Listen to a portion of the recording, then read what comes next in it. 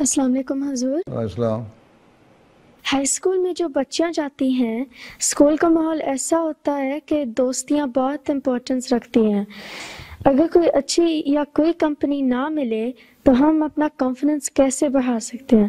ورنہ self esteem اور پڑھائی پہ بھی بہت اثر پڑتا ہے۔ دوستی کیوں نہ ہو، کس نے کہا دوستی نہ کرو؟ اچھی اور جو اچھے اخلاق کی لڑکیاں ہیں اور ان سے دوستی کرنی چاہیے، لیکن یہی یاد رکھنا چاہیے کہ ہر ایک میں کوئی برائی ہوتی ہے۔ جو ویسٹرن سوسائٹی کی برائیاں ہیں، بعض میں آزادی کی وجہ سے آ جاتی ہیں، پیدا ہو جاتی ہیں، جن کا ان کو خیال نہیں ہوتا۔ ان کا level of standard of moral جو ہے نا، ان کا اور ہے، تو ان کو پھر ان کو سمجھاؤ کہ اصل تو مورل یہ ہے، مجھے میرے مذہب نے سکھائے ہیں۔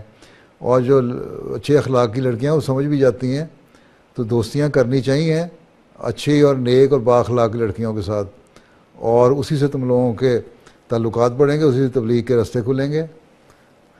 تو کس نے روکا ہے دوستیاں نہ کرنے سے؟ کسی نے روکا ہے؟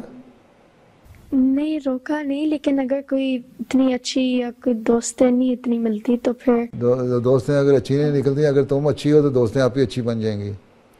اگر تم اچھی اور با اخلاق ہو اور دین پہ عمل کرنے والی ہو اور دوستوں کو نصیحت کرنے والی ہے کہ دیکھو یہ اچھی بات ہے، یہ بری بات ہے، یہ اللہ میاں چاہتا ہے، یہ نہیں چاہتا، تو اگر وہ بری اس کو نہیں پسند آئیں گی نا تمہاری باتیں، وہ خود ہی دوستی چھوڑ دے گی تمہارے سے۔